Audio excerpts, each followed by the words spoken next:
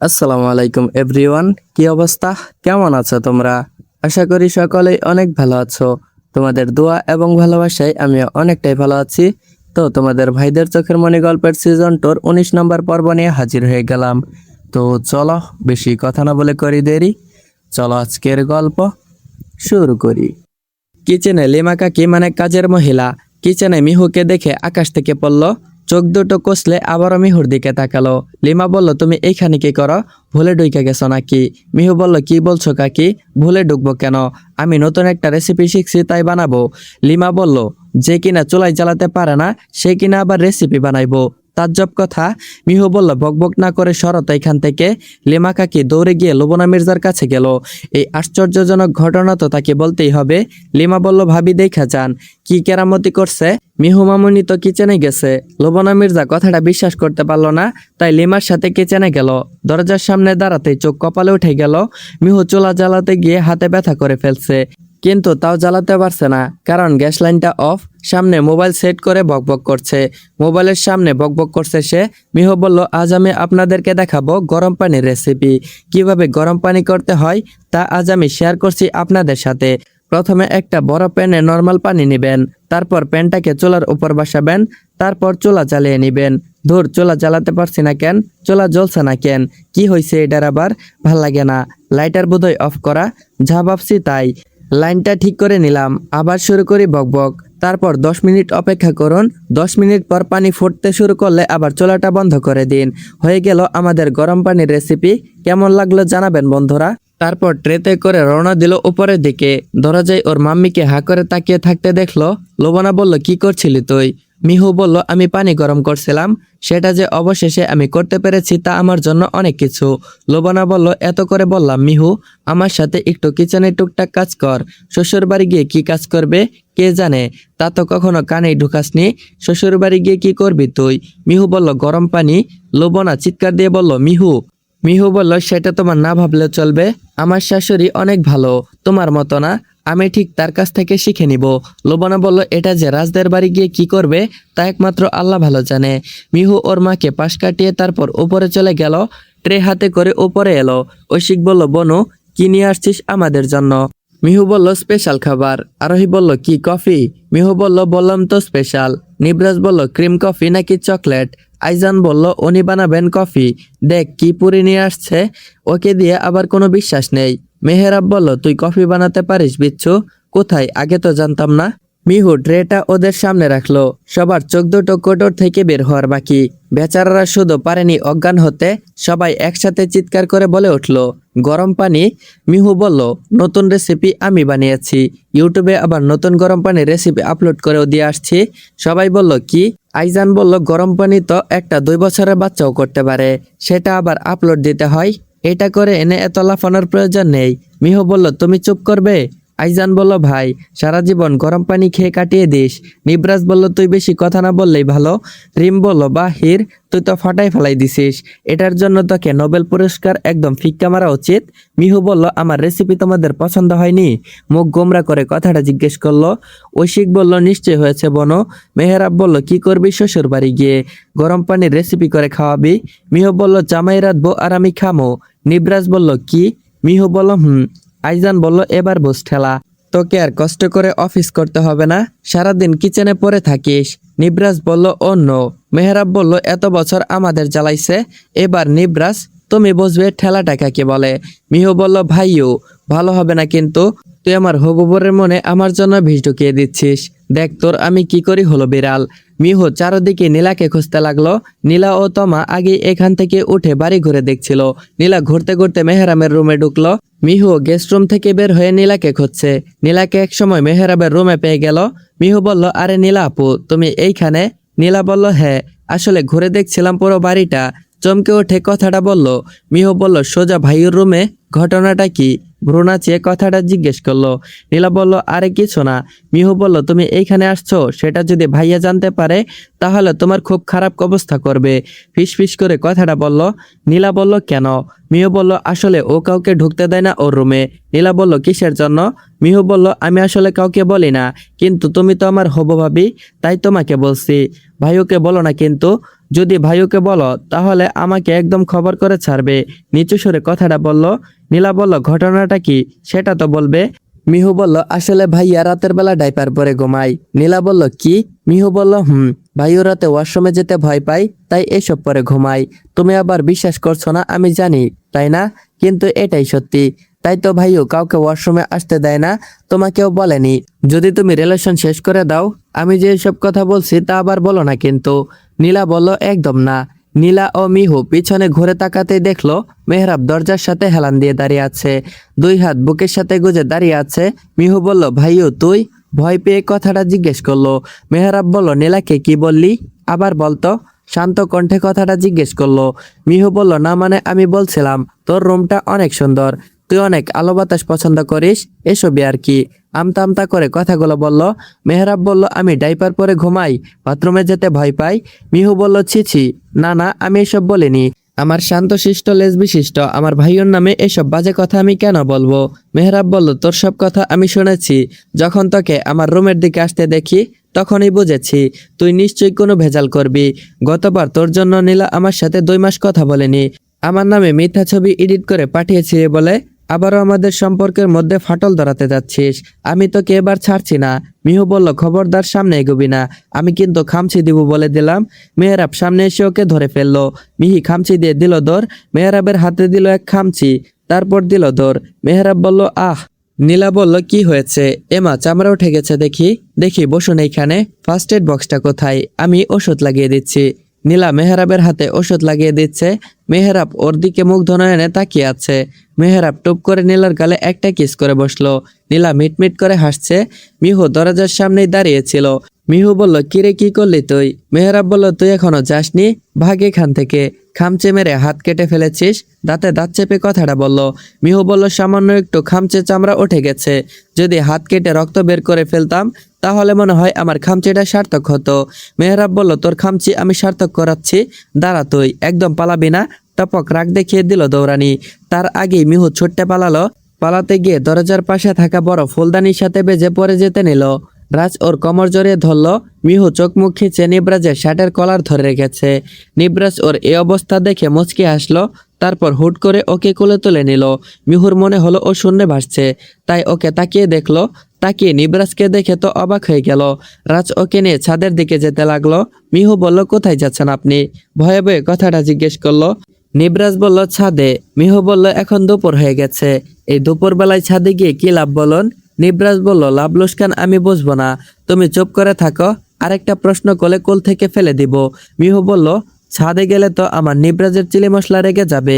আমি ছাদের যে অবস্থা করে রেখেছি দেখলে মাথা খারাপ হয়ে যাবে, তখন হয়তো কোল থেকে আমাকে নিচেই ফেলে দিবে, নয়তো কোল থেকে ছাদ থেকে ফেলে দিবে। কেন করতে গেলাম এসব? কয়েকদিন পর করলেও তো হতো। মনে মনে কথাগুলো চিন্তা করছে। নিবরাজ ছাদে এসে মিহুকে নামিয়ে দিল। মিহু ভয়ে গলা শুকিয়ে আসছে। রাজে পিছনের দিকে তাকিয়ে দেখলো তার চোখ যেন কপালে উঠে গেল। এবার আপনাদেরকে কাহিনীটা বলি। কিছুদিন আগে নিবরাজ ওকে 5টা শাড়ি গিফট করেছিল। মিহু তো শাড়ির ঘোর বিরোধী, সে শাড়ি পরে না, তাই শাড়ি কেটে ছাদের রেলিং এ সুন্দর করে পেঁচিয়ে সাজিয়ে রেখেছে। ছাদের কোনায় কোনায় শাড়ির নিশান উড়ে দিয়েছে। ছাদের এক পাশে একটা দোলনা আছে, সেটাকেও শাড়ির টুকরো দিয়ে সুন্দর করে সাজানো।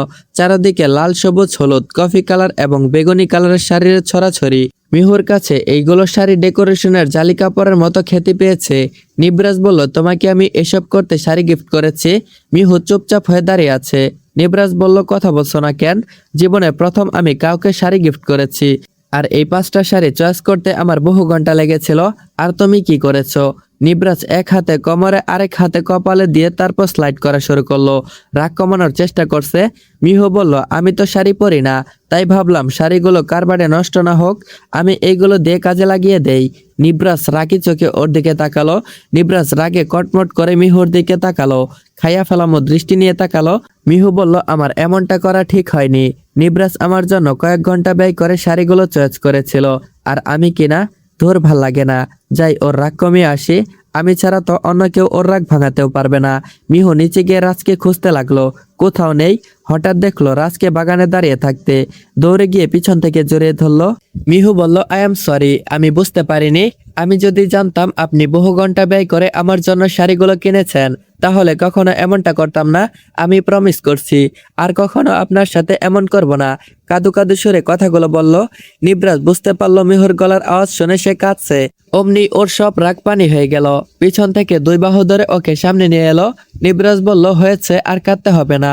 আজকে যদি চোখের পানি সব শেষ করে ফেলো, তাহলে বিয়ের দিন কোথায় পাবে? মিহু বলল, আপনার রাগ কমেছে? আমি কখনো এমন করব না। আপনি আমার সাথে রাগ করে থাকবেন না। আমার খুব কষ্ট হয়। আমার মনে হয় আপনি বোধহয় আমাকে ছেড়ে চলে যাবেন।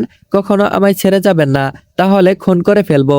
নিবরাজ মিহুকে নিজের সাথে শক্ত করে জড়িয়ে নিল, শক্ত করে মিশিয়ে নিল নিজের সাথে। মিহুও আলতো হাতে ওকে ধরে রেখেছে, যেন ছেড়ে দিলেই পালিয়ে যাবে। তারপরও মিহুকে ছেড়ে দিয়ে আবারও চোখ মুখ মুছে নিল। নিবরাজ গুনগুন করে গান ধরল। দেখেন গাইস, নিবরাজ যেই গানই বলুক না কেন, সেটা শুধু মিহুর জন্য বলেছে। আর শুধু গানটা মিহুই শুনুক, আপনাদের না শুনলেও চলবে। চলেন গল্পের বাকি অংশে ফেরা যাক। মিহু একদিনে তাকিয়ে আছে নিবরাজের দিকে। নিবরাজের গান শুনছিল মনোযোগ সহকারে। হঠাৎ রাজের কথাই ওর ধ্যান ভাঙলো। নিবরাজ বলল, তোমায় ছেড়ে কোথাও যাব না। একমাত্র মরণ ছাড়া অন্য কোনো কিছুই তোমার থেকে আমাকে আলাদা করতে পারবে না। মিহু বলল, মরতে হলেও একসাথেই মরবো। নিবরাজ বলল, সত্যি? মিহু বলল, হ্যাঁ। নিবরাজ বলল, এত ভালোবাসা আমায় কবে থেকে? মিহু বলল, আমি তো সেই 3 বছর আগের থেকে আপনাকে ভালোবাসি, কিন্তু ইসির ব্যাপারটা নিয়ে আমি একটু আপসেট ছিলাম বলে আপনাকে দূরে ঠেলে দিয়েছি। জানেন, আপনাকে যেদিন ধাক্কা দিয়ে অ্যাক্সিডেন্ট করেছিলাম, সেদিন বাড়ি এসে অনেক কেঁদেছি। 3 দিন কিছু খাইনি। সব সময় আল্লাহর কাছে সারাদিন সারা রাত আপনার জন্য দোয়া করতাম, আপনি যাতে ঠিক হয়ে যান। নিবরাজ অবাক চোখে ওর দিকে তাকিয়ে আছে। ও কখনো কল্পনাও করেনি মিহু ওর জন্য এতটা করেছে। আবারও মিহুকে জড়িয়ে ধরলো। নিবরাজ বলল, I love you my sweet পাগলি। মিহু বলল, I love you too Nibraj chilli মশলা। নিবরাজ বলল, আবারও চিলি মশলা। মিহু বলল, হ্যাঁ, আমি আপনাকে এই নামেই ডাকবো। নিবরাজ বলল, ঠিক আছে, নো প্রবলেম। মিহু বলল, ছাড়ুন এবার, চলেন ভিতরে যাই। দাঁড়ান, একটা কথা বলুন তো। নিবরাজ বলল, কি? মিহু বলল, আপনি জানেন আমি শাড়ি সামলাতে পারি না বলে পছন্দ করি না, তারপরে কেন আমাকে শাড়ি গিফট করলেন? নিবরাজ বলল, মন চাইলো। আর বিয়ের পর তো তোমাকে শাড়ি পরেই থাকতে হবে। মিহু বলল, কিছুতেই না। আমি শাড়ির সাথে উষ্টা খাই, আমার সব দাঁত ফোকলা হয়ে যাইব। তখন সবাই বলবো নিবরাজ খানের বউয়ের দাঁত ফোকলা। তখন বলুন তো, শুনতে ভালো লাগবে কথাটা? নিবরাজ বলল, ঠিক আছে, শাড়ি পরতে হবে না। আমি তোমাকে জোর করব না, আগেও করিনি আর ভবিষ্যতেও করব না। এবার ভিতরে চলো। হঠাৎ নিবরাজ হাঁটু গেড়ে বসে মিহুর হাতে আলতো করে ঠোঁট ছোঁয়ালো। মিহু বিনিময়ে একটা মুচকি হাসি দিল। তারপর দুজনে ভিতরে চলে গেল। ঢাকার সবচেয়ে কমিউনিটি সেন্টারকে খুব সুন্দর করে সাজানো হয়েছে। আজ এখানে 5টা বিয়ে হবে একসাথে। নিবরাজ, মেহরুন, আইজান, রিম, মেহেরাব, নীলা, ঐশিক, আরোহী, ঋষিক আর তমা। খান ও মির্জা পরিবার মিলে বড় একটা আয়োজন করেছে। স্টেজের মধ্যে 5টা ফুল দিয়ে সাজানো চেয়ার রাখা। মাঝখানেরটাই মিহুর জন্য, বাকি 4টায় 4জন বউ সেজে বসে আছে। প্রত্যেকের গায়ে আলাদা আলাদা রঙের লেহেঙ্গা। রিমের গায়ে আকাশি, আরোহীর গায়ে গোলাপি, তমার গায়ে ফেরোজা, নীলার গায়ে মেরুন কালারের। মিহু এখনো আসেনি। মিহু আজ গাঢ় লাল রঙের লেহেঙ্গা পরেছে। প্রত্যেকের লেহেঙ্গা ভারী স্টোনের কাজ করা, সাথে এক গাদা গয়না। সবার পোশাক যার যার হাজবেন্ড দিয়েছে, কিন্তু মিহুর বিয়ের লেহেঙ্গাটা ওদের 3 ভাই মিলে ইংল্যান্ড থেকে অর্ডার করে নিয়ে এসেছে। যার যার বউয়ের লেহেঙ্গার রঙের সাথে মিলে 5টা ছেলে শেরওয়ানি পরেছে। রাজ ও জানের সব বন্ধু ছোটাছুটি করে কাজ করছে। বন্ধুর বিয়ে বলা কথা, অর্কও এসেছে। ওরা 2 ভাই সবার আগে অর্ককেই দাওয়াত করেছে। আর বন্ধুর বিয়েতে সে না এসে থাকতে পারে? অর্ক বলল, শেষ পর্যন্ত তুই সফল হলি ভাই, তুই বৌদিকে হাসিল করে নিলি। বলতে হবে তোর ভালোবাসার জোর আছে। নিবরাজ বলল, আমার ভালোবাসা সত্যি ছিল, আর আমি বিশ্বাস করতাম একদিন আমি ওকে পাবো। আল্লাহ আমার মনের আশা পূরণ করেছে। অর্ক বলল, এবার আমার জন্য একটা খুঁজে দে। আমিও তোদের মতো ভালোবেসে বিয়ে করি, তোরা তো করে নিয়েছিস। এবার আমি যদি না করি, তাহলে তো বন্ধুত্বের অপমান করা হলো, তাই না? আইজান বলল, আজ অনেক মেয়ে আসবে, তার থেকে তুই নিজের জন্য একটা চয়েস করে নিস। তবে সাবধান, মেকআপ সুন্দরের পাল্লাই পড়িস না, মন দেখে মানুষ চিনে নিস। অর্ক বলল, ওকে বোকা, আমি সব যাচাই বাছাই করে নিজের জন্য জীবনসঙ্গী খুঁজে নিব, যে তার পুরোটা দিয়ে আমাকে ভালোবাসবে। তোরা থাক, আমি আমার জীবনসঙ্গী খুঁজতে চলে যাই। অর্ক মুচকে এসে অন্যদিকে চলে গেল। বিয়ের 3 দিন আগে স্কটল্যান্ড থেকে ফিরেছে সে। নিবরাজের অন্য বন্ধুদের সাথে ওর ভালোই ভাব জমে গেছে। ছেলেরা মেয়েদের থেকে অনেক দ্রুত বন্ধু তৈরি করতে পারে, তাহলে অর্ক কেন পারবে না বলুন? নিবরাজ বলল, সবাই তো এখানে, কিন্তু আমার বউ কই? আইজান বলল, দেখে আয়, পার্লারের দোকান নিয়ে বসছে মনে হয়, আজকে আসতে পারবে কিনা সন্দেহ আছে। নিবরাজ বলল, চুপ কর তুই। আইজান বলল, ভাই ওইদিকে দেখ, তোর বউ তো আজকে উড়ে যাবে, পিলারের সাথে বেঁধে রাখিস। রাজ হা করে তাকিয়ে আছে। মিহুর গায়ে জমকালো লেহেঙ্গার সাথে ভারী সাজ, মাথায় লম্বা করে একটা ঘোমটার ওড়না বিশাল বড়, পুরো একটা শাড়ির সমান হবে। ঘোমটাটা পিছন থেকে ঐশিক ও ঋষিক ধরে রেখেছে, আর মেহেরাব একটা পাখা নিয়ে মিহুকে বাতাস করছে। আইজান বলল, ভাই মনে হইতাছে তুই প্রিন্সেস বিয়ে করতেছিস, দেখছিস না ওকে সামলাতে ওর 3 ভাই লাগছে। ঋষিক বলল, ভাই আর কতক্ষণ ধরে থাকবো? ঐশিক বলল, স্টেজে উঠিয়ে দিলেই তোর কাজ শেষ। মেহেরাব বলল, এমন ভাব করতেছে যে ওর একাই বিয়ে, আর আমরা তো ঘোড়ার ঘাস কাটবো। মিহু বলল, কথা কম বল হলো বিড়াল, বাতাস কর আমাকে, নয়তো আমার মেকআপ নষ্ট হয়ে যাবে। বকবক কম করিস, আমি তো আজকে চলেই যাবো, একটু সেবা যত্ন করবি না? মেহেরাব বলল, তুই গেলে আমি বাঁচি। মিহু বলল, সত্যিই বাঁচবি ভাইও?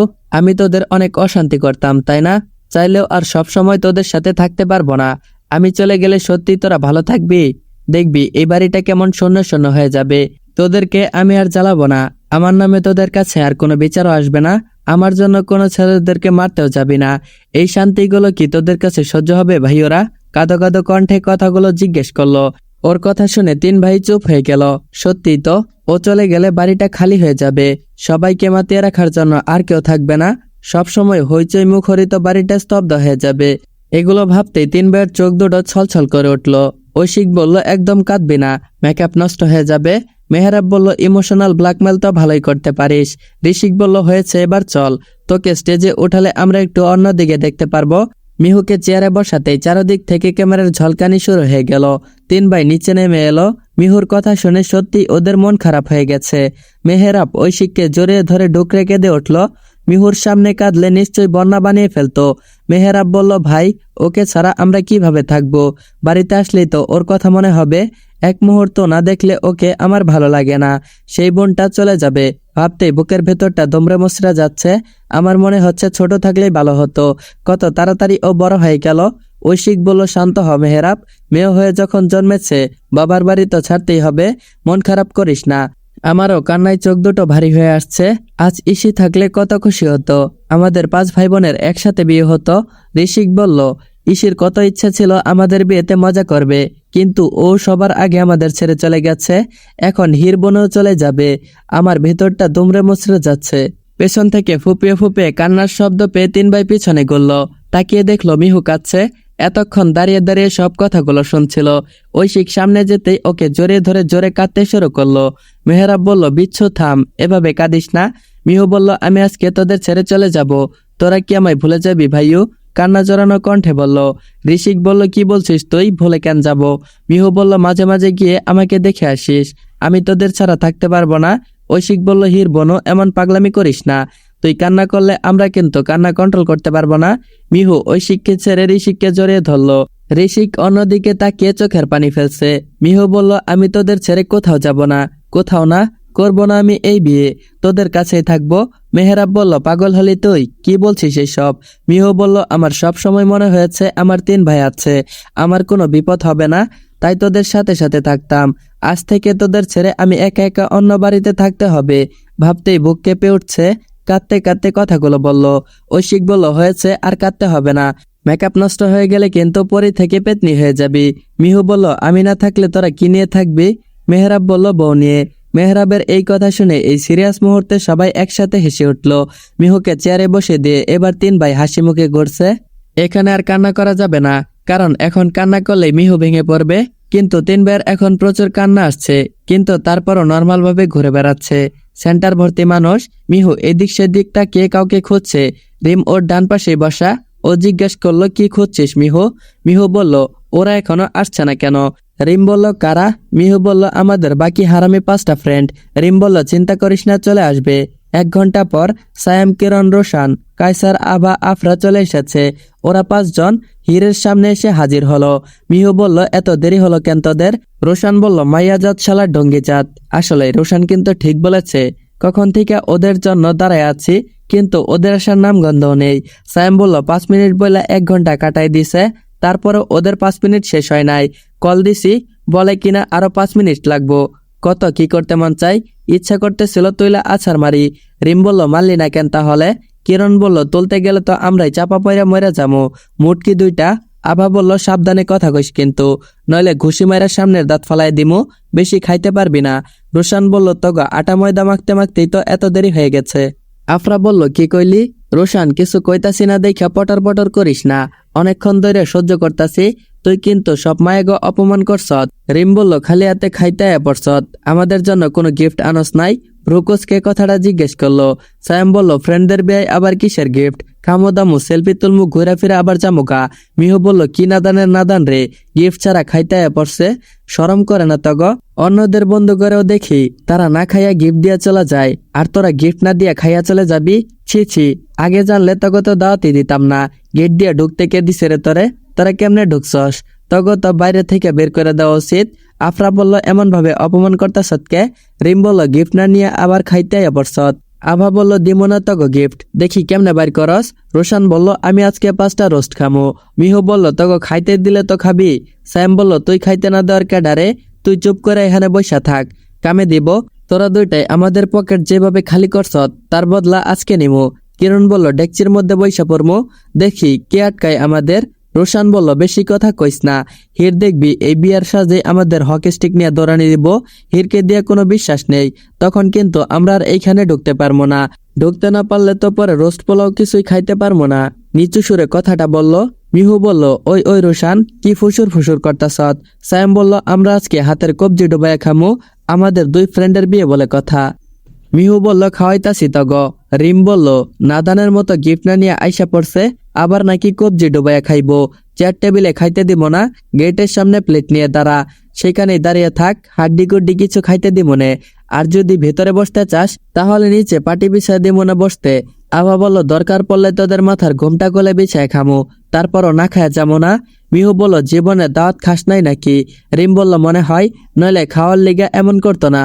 আফরা বলল পেটের মধ্যে ড্রাম বাজাইতাছে, চল তাড়াতাড়ি খায়া আসি। রোশান বলল কেন, বিয়ার দাওয়াত খাবি দেখা কি কয়েকদিন ধরে না খায়া রইছত? আফরা বলল ওই আমরা কি কস, কয়দিন ধরে না খায়া থাক মুখে। কিরণ বলল তোরা তো বিয়ার দাওয়াত পাইলে আগের থেকে খাওয়া দাওয়া ছাইরা দেস, বিয়ার দাওয়াতে বেশি খাইবি বইলা খাদক নি গলি। আবা বলল নিজের কথাগুলো আমাদের দিয়ে বোঝাইতেছস কে? সায়েম বলল ওই আফরা বলতো কয়দিন ধরে খাস না? রিম বলল 1 সপ্তাহ। আফরা ওর দিকে রাগে চোখে তাকালো, ওর অবস্থা দেখে সবাই একসাথে হাসি দিয়ে উঠলো।